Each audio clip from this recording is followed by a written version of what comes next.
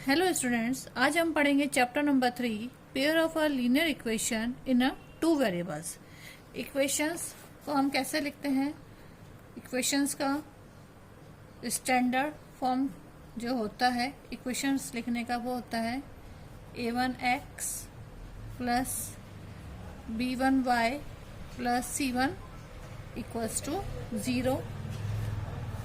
Because कि हम chapter में टू वेरिएबल्स पढ़ रहे हैं और पेयर पढ़ रहे हैं, तो हम इसमें a1 a2 करके मानेंगे। a2x plus b2y plus c2 equals to 0।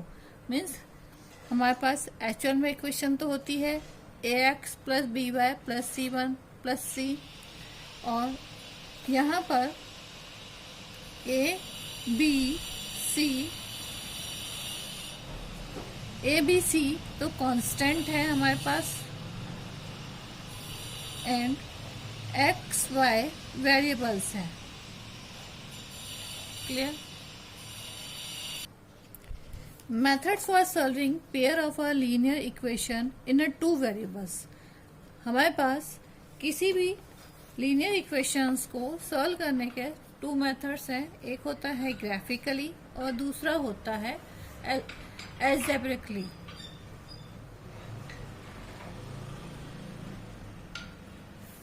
और दूसरा होता है अलजेब्रा।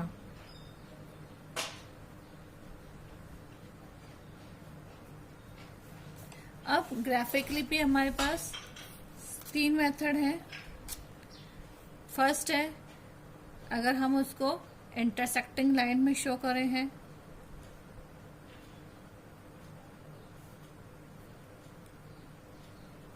या फिर हम इसे कोइंसिडेंट लाइंस में शो करें,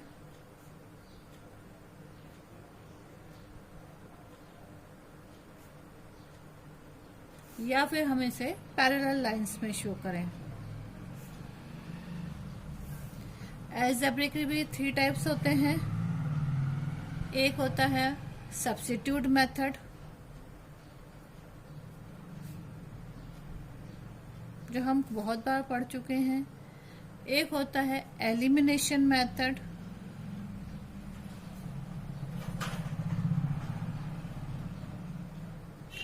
और एक होता है क्रॉस मल्टीप्लिकेशन मेथड।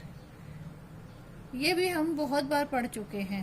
बहुत बार हमारे पास इन कहीं कहीं हम अपनी इक्वेशंस में या हमारे क्वेश्चंस में हम इन मेथड्स को फॉलो करते हैं। अब इन सबको समझने से पहले सबसे पहले तो हम पढ़े कंसिस्टेंट क्या होता है। इक्वेशंस कंसिस्टेंट होती हैं या नहीं होती हैं, वो भी हमारे लिए समझना जरूरी होता है। Consistent, what is a consistent?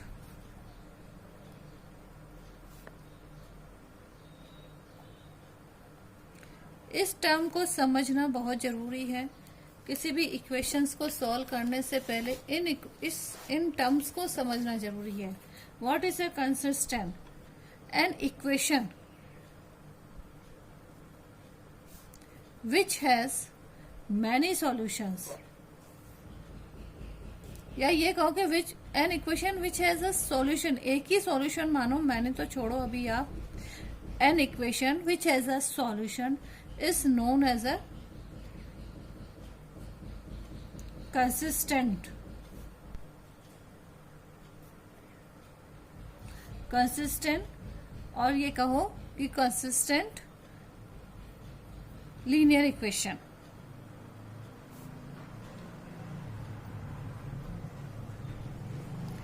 अगर आपके पास उस इक्वेशन का कोई सॉल्यूशन नहीं है तो हम उसको कहेंगे inconsistent linear equation.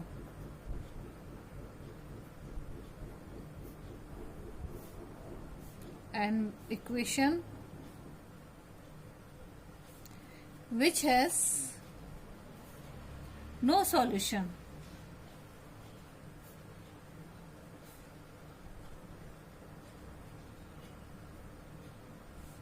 is known as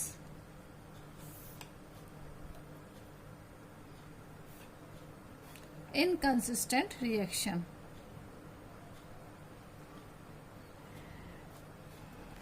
now अब हम पढ़ें इंटरसेक्टिंग लाइन, कोइंसिडेंट लाइन और पैरेलल लाइंस। क्योंकि अभी हम इसका लीनियर इक्वेशन हम ग्राफिकली मेथड पढ़ रहे हैं, तो हम ये 3 टॉपिक्स को समझ लेते हैं। फर्स्ट है इंटरसेक्टिंग लाइंस। हमने इक्वेशंस क्या देखी थी, a1x plus b1y plus c2 equals to 0, a2x plus b2y plus c2 sorry यहाँ पे c1 है, c2 इक्वल्स टू 0। अब अगर हमारे पास a1 upon a2 is not equal to b1 upon b2 and not equal to c1 upon c2 है, तो ये हमारी हो जाएंगी इंटरसेक्टिंग लाइन।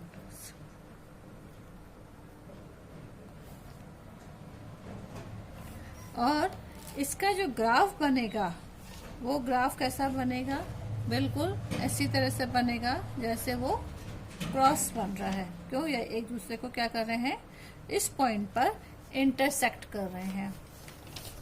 फिर है केस 2। केस 2 हमारे पास है कोइंसिडेंट लाइन।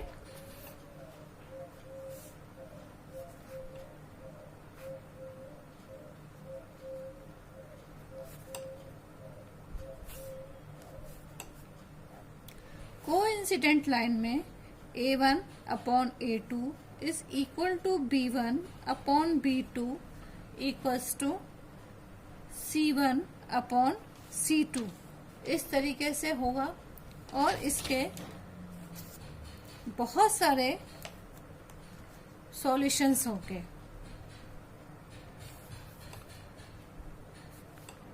मैनी और या बोलो इनफाइनाइट सॉल्यूशंस होंगे। और ये हो जाएगा, इसका जो ग्राफ बनेगा वो इस टाइप से बनेगा। ये एक लाइन है और इस पे हम ये शो कर सकते हैं, कोइंसिडेंट लाइन है इस टाइप से। ये एक आपको क्रॉस लाइन ब्लैक कलर से दिख रही होगी, ये कोइंसिडेंट लाइन है। तो ये हो गया हमारे पास, इस टाइप से ग्राफ बनेगा। तो इसको हम बोलते हैं डिपेंडेबल कंसिस्टेंसी।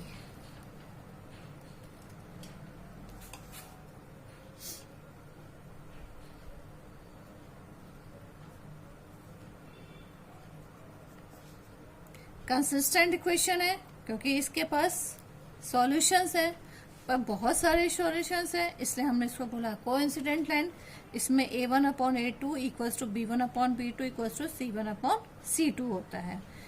अगर आप देखो इंटरसेक्टिंग लाइन में, तो ये दोनों एक दूसरे को क्रॉस कर रहे हैं और इसके पास भी एक वन और यूनिक सॉल्यूशन होता है। इसके पास बहुत सारे सॉल्यूशंस नहीं होते हैं, वन और यूनिक सॉल्यूशन होता है। और ये भी क्या होता है, कंसिस्टेंट इक्वेशन होती है। कंसिस्टेंट इक्वेशन का मीनिंग ये होता है कि अगर इक्वेशन का, किसी भी इक्वेशन का अगर कोई सॉल्यूशन है तो उसको हम बोलेंगे कंसिस्टेंट इक्वेशन। बिकॉज कि इंटरसेक्टिंग लाइन के पास भी वन और यूनिक सॉल्यूशन है, इसलिए कंसिस्टेंट इक्वेशन है। केस 2 जो हमने कोइंसिडेंट लाइन पढ़ी, इसमें a1 upon a2, b1 upon b2 और c1 अपॉन c2 था। इसमें तीनों ही एक दूसरे के इक्वल नहीं है और ये तीनों एक दूसरे के इक्वल हैं। अब हम पढ़ेंगे case 3, parallel lines. Parallel lines में जो इक्वेशंस होती हैं, इसमें a1 upon a2 is equal to b1 upon b2 but not equal to c1 upon c2। So यहाँ पे कोई भी सॉल्यूशन नहीं होता है, नो सॉल्यूशंस, मतलब इस इक्वेशन का कोई सॉल्यूशन नहीं होता है, इसलिए हम इनको बोलते हैं inconsistent line.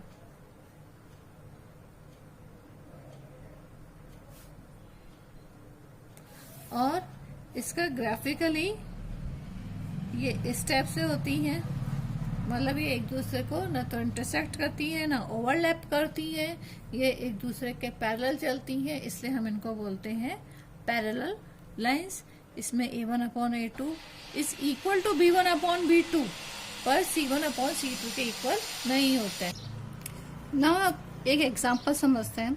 Check graphically whether the pair of a equation x + 3y = 6 and 2x - 3y = 12 is consistent if so solve them graphically। अब हम इसका एक बॉक्स बना लेते हैं। इसमें दो इक्वेशन है, x + 3y = 6 और 2x - 3y = 12। अगर हम इसका बॉक्स बना लें तो हमें ये इसके पेयर्स मिल जाएंगे। पहली इक्वेशन है x और y। x अगर हम 0 रखते हैं तो y हमारे पास आ जाएगा 2। अगर हम x बराबर 3 रखेंगे तो y बराबर हो जाएगा 1, और अगर हम x बराबर 6 रखेंगे तो y = हो जाएगा 0। ये है x + 3y = 6 के लिए। ऐसे ही हमने 2x - 3y = 12 के लिए रखें। x और y अगर हम x बराबर 0 रखते हैं तो y बराबर हो जाएगा -4। अगर हम x बराबर रखेंगे 3 तो y बराबर हो जाएगा हमारे पास -2, और अगर हम x बराबर रखेंगे 6 तो y बराबर हो जाएगा 0। अब आप इसमें देख रहे हो इसमें दो कॉमन पॉइंट्स आ रहे हैं दोनों इक्वेशन में। x पे अगर हम 6 टाइप पर हैं, 6 कोऑर्डिनेशन पर हैं, तो y पे हम 0 कोऑर्डिनेशन पे होंगे। और जब हमने इसका ग्राफ मेट किया तो वो हमारे को देखो ये इस पॉइंट पर इंटरसेक्ट कर रहा है। तो this is a consistent equation. Confirm हो गया कि ये कंसिस्टेंट इक्वेशन है क्योंकि इसके पास सॉल्यूशंस हैं। ठीक है। दूसरा, ये आप देख रहे हो इसमें ये इंटरसेक्ट कर रहा है, तो ये हो जाएगा इंटरसेक्टिंग लाइन। इंटरसेक्टिंग लाइन ये हो गई। अगर आप इसको a1 there is a1/a2 is not equal to b1/b2 is not equal to c1/c2, आप इन सी से देख सकते हो। इजी गोइंग में आप दे सकते हो, कोई भी प्रॉब्लम नहीं है। 0 0 यहाँ पे 2 है, यहाँ 4 है, यहाँ पे 3 है, यहाँ 3 है, यहाँ 1 है, यहाँ -2 है, 6 है और 0 है। तो ये सब एक दूसरे के इक्वल नहीं है। So this is intersecting line plus coincident equation. This is a one or a unique solution. That is a one or a unique solution. 6/0 and 6/0 इसका केवल एक सिंगल सॉल्यूशन निकला है। So this is a one or a unique solution plus they are intersect each other. तो इन्होंने so this equation is a consistent equation. Next example.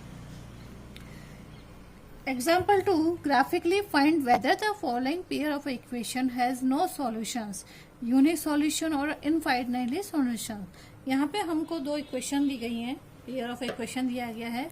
ये पूछ रहे हैं कि ये इसमें से कौन सी इक्वेशन है, नो सॉल्यूशंस वाली है, इक्वेशंस यूनिक सॉल्यूशंस है या इनफाइनाइट सॉल्यूशन है। तो हम सबसे पहले क्या करते हैं, जो इक्वेशन 2 है इसको हम 5/3 से मल्टीप्लाई कर लेते हैं। 3x equation 2 is multiplied by 5/3 minus 24/5 y into 5/3 plus 3/5 into 5/3। 3 से 3 कैंसिल, 5x, 5 से 5 कैंसिल, 3 8 24 माइनस 8y, 5 से 5 कैंसिल, 3 से 3 कैंसिल, प्लस 1। तो दिस इज इक्वेशन नंबर 3। अगर हम इक्वेशन फ्रॉम इक्वेशन 1 एंड 3 को कंपेयर करें क्योंकि इक्वेशन 1 और 3 को हम अगर देखेंगे तो equation first is 5x minus 8y plus 1, equation 3 5x minus 8y plus 1, a1 upon a2 equals to b1 upon b2 equals to c1 upon c2, there 5 upon 5 equals to minus 8 upon minus 8 equals to 1 upon 1. So these are equal. So these are infinite. These have infinite solutions. अगर हम इसको graphically देखेंगे तो ये हमारे पास हो जाएंगी overlapping वाली, या अगर हम इसका ग्राफ बनाए तो ये हमारे पास इस टाइप का ग्राफ तैयार हो जाएगा। अब एक एग्जाम्पल हम और पढ़ते हैं। ये हमारी एनसीईआरटी की बुक का एग्जाम्पल है। Champa went to sale to purchase some pants and skirts when her friends asked for many of each is have bought, she answered the number of a skirt is 2 less than twice the number of our pants purchased. Also, the number of a skirt is 4 less than the 4 times of a number of our pants purchased. Help her friends to find how many pants and skirts Champa bought. Their pants is X and skirt is Y. Clear? The number of skirts is 2 less than the twice of a pants. Twice of the 2 less than the twice of the pants. The first equation is 2x minus 2. Second, also the number of the skirts is 4 less than 4 times of a number of a pant purchase. So equation first is 2x minus 2 and second equation is 4x minus 4.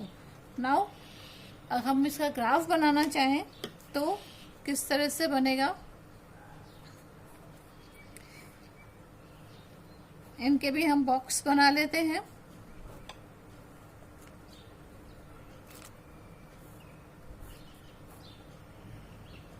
That is x and this y.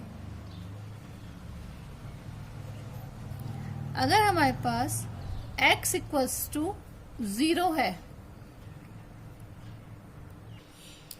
अगर हम x बराबर 0 ले रहे हैं तो y बराबर आ जाएगा -2। अगर हम x बराबर ले रहे हैं 1 तो y बराबर हमारे पास हो जाएगा 0। अगर हम x बराबर 2 ले रहे हैं तो हमारे पास y बराबर हो जाएगा 2। As usual next equation y बराबर 4x minus 4, x and y। अगर हमने x बराबर 0 लिया है तो y बराबर हो गया -4।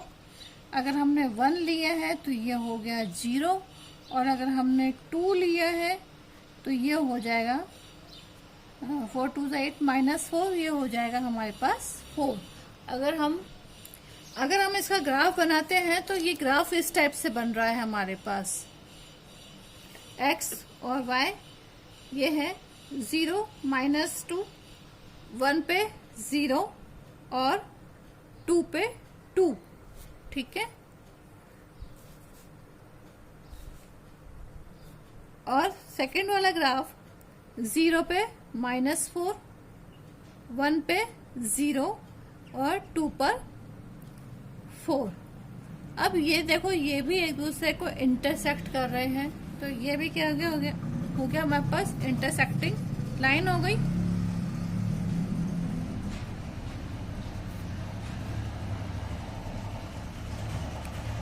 अगर हम A1 A2 करके देखना चाहें तो वो भी हमारे पास क्लियर हो जाएगा। 2x minus y minus 2, first equation हमारे पास यही थी। Second equation 4x minus y minus 4, ये सेकंड इक्वेशन है। अगर हम A1 upon A2, B1 upon B2 और C1 अपॉन C2 करके देखें तो A1 हमारे पास है 2 अपॉन 4, B1 हमारे पास है 1/1 और C1 हमारे पास है 2 अपॉन 4। ये माइनस के हैं, ये भी माइनस का है। तो ये हमारे पास 2 1 जा 2, 2 2 जा 4, 1 अपॉन 2, 1 अपॉन 1 और ये हमारे पास वही 2 1 जा 2, 2 2 जा 4, 1 अपॉन 2 हो रहे हैं। लेकिन ये इन दोनों के इक्वल नहीं है और ये b और ये इसके इक्वल नहीं है। So these are a constituent equation but they have only one unique solution, so this is the intersecting line. Okay, कल हम फिर और कुछ पढ़ेंगे या कुछ एग्जांपल्स पढ़ेंगे या फिर चैप्टर एक्सरसाइज हम स्टार्ट करेंगे 3.1। आज के लिए बस इतना ही। Thank you.